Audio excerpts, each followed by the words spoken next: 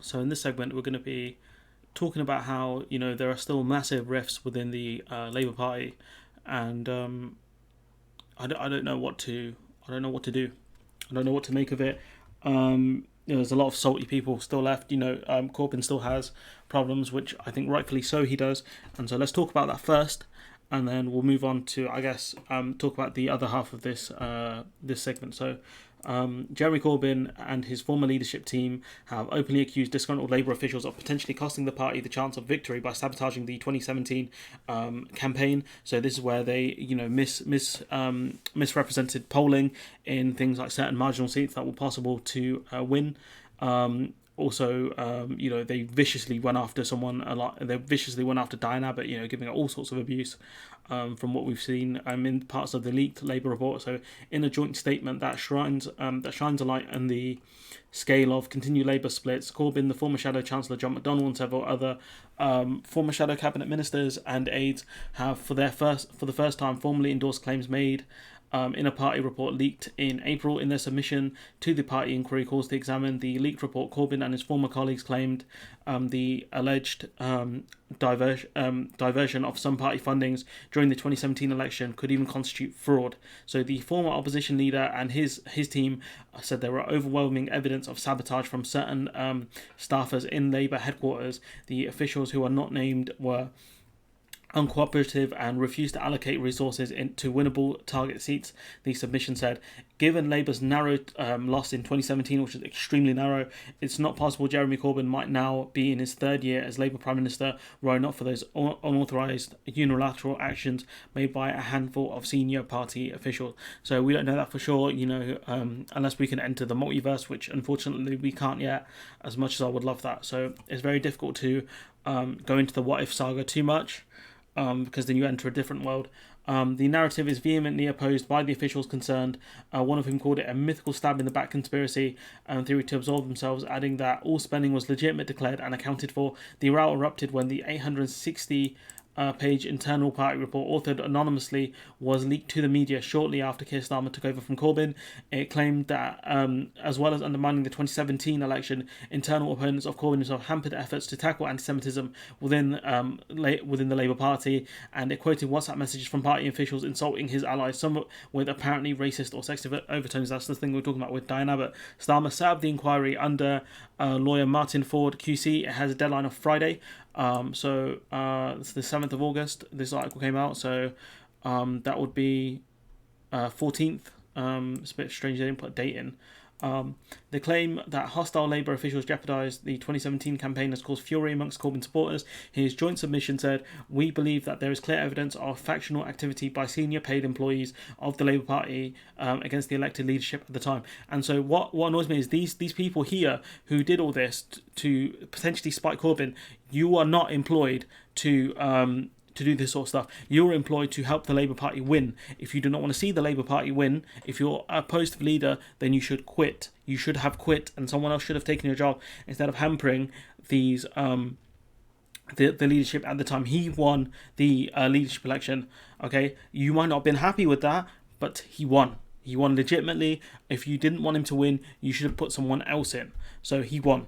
Okay, and the same thing with Starmer. The only way to, if you want to see someone, if you want a different person in charge, then during the selection process, that's when you get involved. Don't do all this shadow nonsense where you go behind someone's back and stab him or her.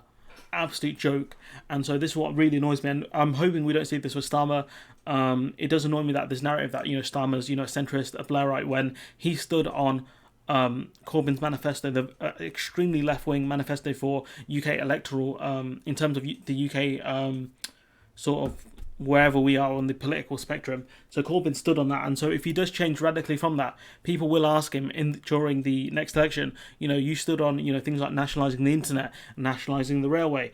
Why don't you want to do those things now? And it's going to be slightly difficult for him to come out of that not looking like an extreme lefty or a centrist.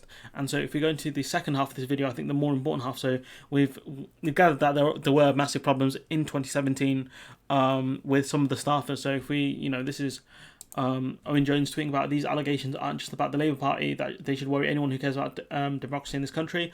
I think he's partially right. I think we should be worried when whoever's hiring these staffers should really be in trouble for this, because you've hired people who don't believe in the Labour Party, really, because Corbyn was elected by the Labour membership.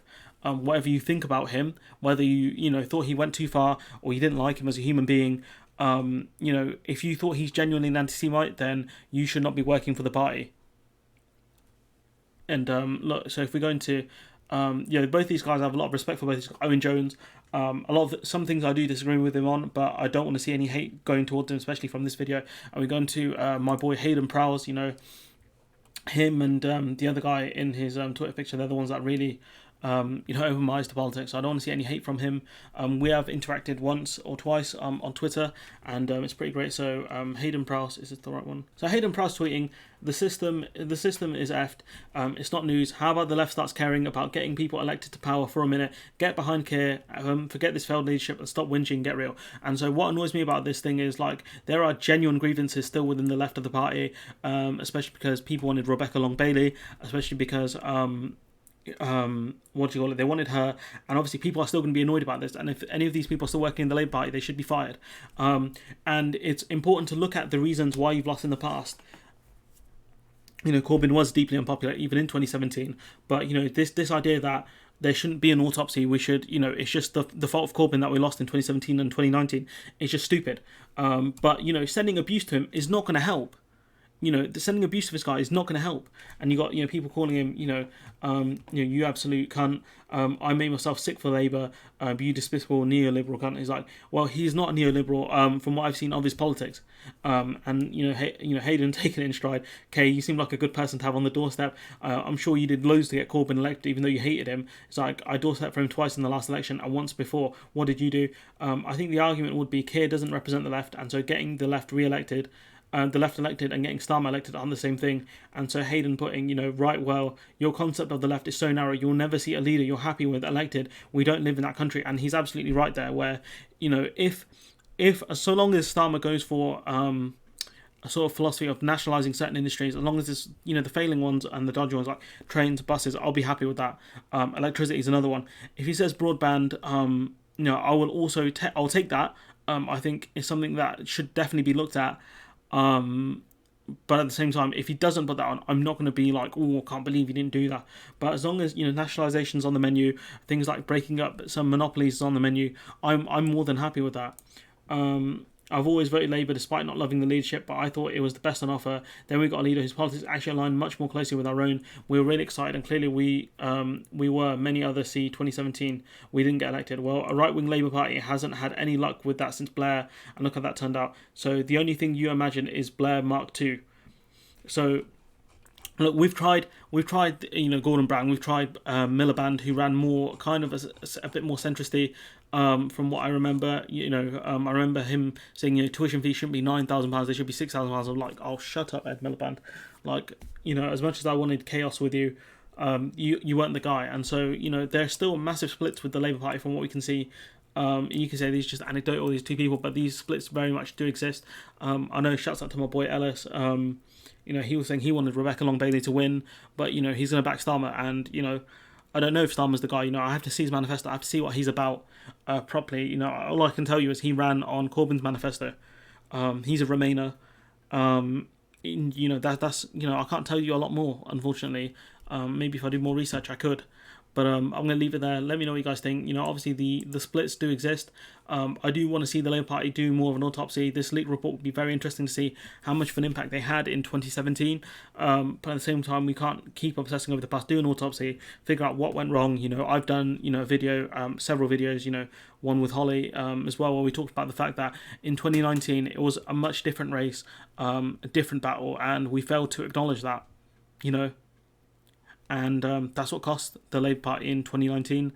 2017 was a different story, though. Theresa May was deeply unpopular. She was an awful prime ministerial candidate. She wasn't a people person. She was the opposite of that. It'd be like if I ran to be prime minister. And it was just horrible. She forgot the basic rules of politics. Don't abandon your base. She believed the hype of her being the Iron Lady 2.0, and she rusted. She rusted really quickly, and she was cracking apart. And you can see you can see that in the way that she eventually fizzled out in the end. So let me know what you guys think in the comments below. Like, comment, share, subscribe, and hopefully I'll see you in the next one.